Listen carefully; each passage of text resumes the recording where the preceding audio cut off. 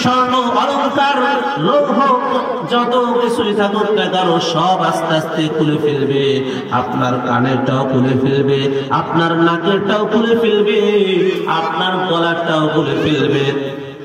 শুধু তাই নয়, আপনার হাতের মধ্যে যেই রুলি থাকে এই রুলিকেও খুলে ফেলবে। আপনার পায়ের মধ্যে যাই থাক না কেন সব কিছু খুলে খুলে আপনার আলাদা করে ফেলবে। আপনার দুনিয়ার লক্ষ লক্ষ টাকা, হাজার হাজার টাকার যে পোশাক রয়েছে এই পোশাকগুলাও খুলে ফেলবে। আমার সম্মানিত মা বোনেরা, এই জন্য গভীর মনোযোগ দিয়ে আলোচনাটা শুনুন। আশা করা যায় ইনশাআল্লাহ হেদায়েত প্রাপ্ত হতে পারবেন। আশা করা যায় চোখের পানি যদি এক ফোঁটা পড়ে যায় আর আল্লাহর কাছে যদি তওবা ইস্তেগফার করতে পারে, আল্লাহ তাআলা অবশ্যই আপনাকে আমাকে মাফ করে দেবেন। আমিন। এই জন্য আল্লাহর রাসূল সাল্লাল্লাহু আলাইহি ওয়াসাল্লাম বলেন, কবর হইল এমন একটা ঘাটি, কবর এমন একটা ময়দান, এই কবরটা তার জন্য জান্নাতের বাগান হবে। আল্লাহ সুবহানাহু ওয়া তাআলা জান্নাতের বাগান রাখবেন, আবার এই কবরটা আবার জাহান্নামের গর্তের মধ্যে একটা গর্ত থাকবে। এই জন্য আমার সম্মানিত মা বোনেরা, আল্লাহর রাসূল আরেক হাদিসের মধ্যে ঘোষণা করেন, এই কবরটা হলো পোকামাকড়ের ঘর, এই কবরটা হইল জীব জানোয়ারের ঘর, এই কবরটা হলো সাপের ঘর, এই কবরটা হলো মারাত্মক একটা ভয়ঙ্কর জায়গা। এই ভয়ঙ্কর থেকে যারা মুক্তি পেয়ে যাবে, আল্লাহর রাসূল সাল্লাল্লাহু আলাইহি ওয়াসাল্লাম বলেন, তারা অবশ্যই জান্নাতের পথে অগ্রসর হয়ে যাবে। সুবহানাল্লাহ। এই জন্য আমার সম্মানিত মা বোনেরা, তাহলে 5 ওয়াক্ত নামাজ আদায় করলে আল্লাহর রাসূল সাল্লাল্লাহু আলাইহি ওয়াসাল্লাম 2 নম্বর পুরস্কার বলেন, কবরের ঘাটি থেকে আল্লাহ তাআলা আসারের সাথে পার করে দেবেন। সুবহানাল্লাহ। আল্লাহ রাসূল সাল্লাল্লাহু আলাইহি ওয়াসাল্লাম ঘোষণা করেন যে পুলসিরাত, এই পুলসিরাতের উপর জান্নাত এবং জাহান্নামের মধ্যে একটা পোল থাকবে, জাহান্নামের মধ্যে একটা ব্রিজ থাকবে। এই চুলের চাইতেও চিকন হবে আর সুতার চাইতেও চিকন হবে, ধারালো তলোয়ারের চাইতেও ধারালো হবে।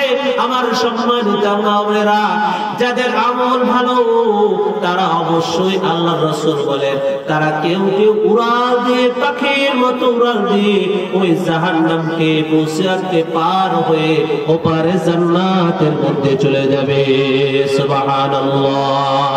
তাহলে এই পুলসিরাত এমন একটা ভয়ানক জায়গা, এই পুলসিরাতের দরজায় এক জাহান্নামী এক ফেরেশতা দাঁড়ায় থাকবে, এক ফেরেশতা দাঁড়ায় থাকবে।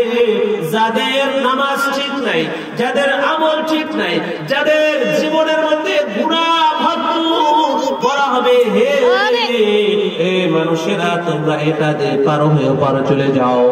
যারা এই পুলসিরাত পার হয়ে পার চলে যেতে পারবে তারাই আবাদুল আবাদ জান্নাত পাবে। আর যারা পুলসিরাত না পার হয়ে ওই পুলসিরাত উপর কেউ কেটে, কেউ তা হাত পাও কেটে ওই জাহান্নামের গর্তের মধ্যে পড়ে যাবে। নাউযুবিল্লাহ। এই জন্য আমার সম্মানিত মা বোনেরা, আল্লাহর রাসূল বলেন, যার ঈমান আছে, ঈমানের পরে আল্লাহর রাসূল সাল্লাল্লাহু আলাইহি ওয়াসাল্লাম বলেন, যারা 5 ওয়াক্ত নামাজ আদায় করবে, ওই 5 ওয়াক্ত নামাজ আদায়কারী কেউ বা বিজলির মতো পার হয়ে যাবে, কেউ বা হেঁটে হেঁটে পার হবে, কেউ বা পাখির মতো উড়ে উড়ে ওই পুলসিরাত ময়দানটা পার হয়ে যাবে, কেউ বা এই 30,000 রাস্তা কত দূর যাওয়ার পরে কেটে পড়ে যাবে জাহান্নামে। ওই জাহান্নামের মধ্যে জ্বলতে জ্বলতে জ্বলতে জ্বলতে যখন তার গুনাহগুলো মাফ হয়ে যাবে, আবার সেই পুলসিরাত পার হয়ে সে জান্নাতে যাবে। সুবহানাল্লাহ।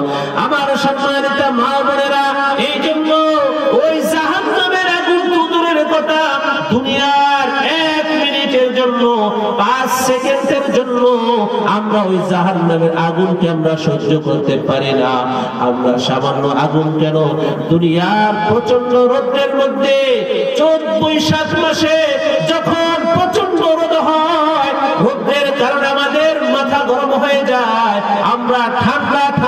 বলে ঘুরপাক খাইতে থাকি কতক্ষণ আমার শরীর ঠান্ডা হবে। আমার সম্মানিত মা বোনেরা, এই জন্য যারা ওই জাহান্নামকে ভয় করে তাদের 1 নাম্বার কাজ হইল 5 ওয়াক্ত নামাজ আদায় করার দরকার ইনশাআল্লাহ। পুরসিরাত 30,000-এর রাস্তা, একদিন 2 দিন না ভাই, দুনিয়ার চাইতে হাজার হাজার হাজার দিন, এক এক দিনের সমপরিমাণ আখিরাতের হবে। নাম্বার 4, আল্লাহর রাসূল পুরস্কার দিবেন। নাম্বার 4, তাকে আল্লাহ তাআলা বিনা হিসাবে জান্নাত দান করবেন, কোনো হিসাব নিকাশ নাই, হিসাব নিকাশ ছাড়া আল্লাহ তাআলা তাকে জান্নাত দান করবেন। নাম্বার 5 হইল আল্লাহর রাসূল সাল্লাল্লাহু আলাইহি ওয়াসাল্লাম হাদিসে পাকের মধ্যে ঘোষণা করে, আমার যখন উম্মত 5 ওয়াক্ত নামাজ আদায় করবে তাহলে আমি আল্লাহর রাসূল সাল্লাল্লাহু আলাইহি ওয়াসাল্লাম বলেন, আল্লাহ তাআলা বলেন যে আমি অবশ্যই কিয়ামতের ময়দানে ওই কঠিন মুসিবতের সময় যখন জাহান্নামের ময়দানটা, ওই দুনিয়ার ময়দানটা তামার জমিন হয়ে যাবে, ওই যে লক্ষ লক্ষ কোটি কোটি গুণ মাইল দূরে যে সূর্যটা রয়েছে, ওই সূর্যটা আল্লাহ তাআলা 1 হাত উপরে, কোন কোন বর্ণনার মধ্যে আছে 100 হাত উপরে রেখে দেবেন। আর তাদের এমন পরিস্থিতি হবে, মানুষ তখন এরকম ভাবে আল্লাহর দিকে দৃষ্টি আকর্ষণ করবে, নিচের দিকে তাকানোর সুযোগ নাই।